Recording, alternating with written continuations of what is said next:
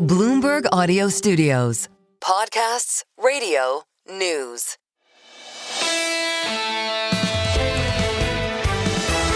A single best idea in a day where we could have done a 2-hour single best idea.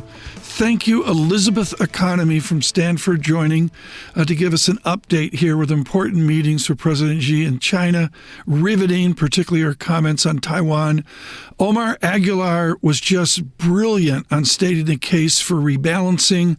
We then looked forward to high net worth Patrick Frazzetti at Rose Advisors on this heated debate over rebalancing within non-retirement accounts, taxable accounts, and also, of course, within ERISA 1974. Wei Li stopped by. We started strong with Wei Li of BlackRock. She's been brilliant out on LinkedIn. I can't say enough about the short charts, complex charts that she puts out on LinkedIn. The only equivalent is Urian Timmer at Fidelity.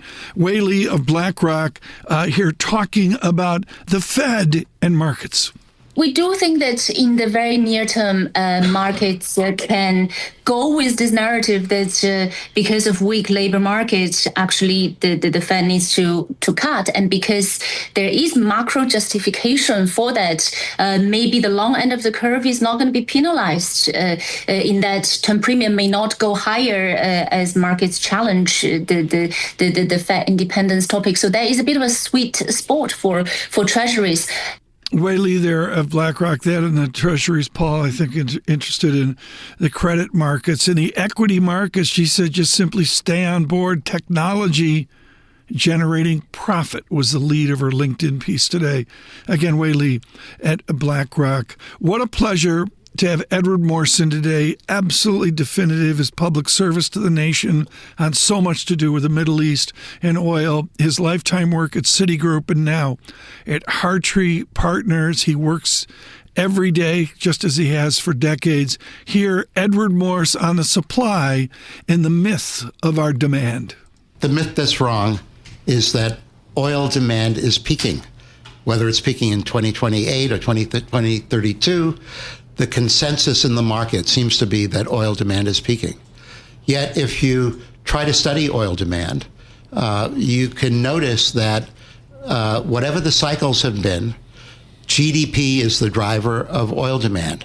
And GDP relationship with oil, the oil intensity of GDP, is certainly falling. It's been falling at a steady pace. It's a very linear line from where we were in the early 70s, when for every 1% increase in GDP around the world, and we do this in constant dollars, by the way, there was over 1% demand for oil. That has come down linearly, and we just looked deeply at 2020 through the first half of 2025, and we're on a slope that tells us that oil demand is going to peak in 2064.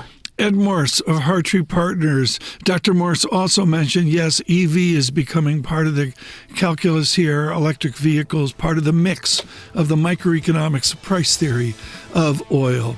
On podcasts, well, we're out at Apple, we're out at Spotify, on YouTube podcasts. It's Single Best Idea.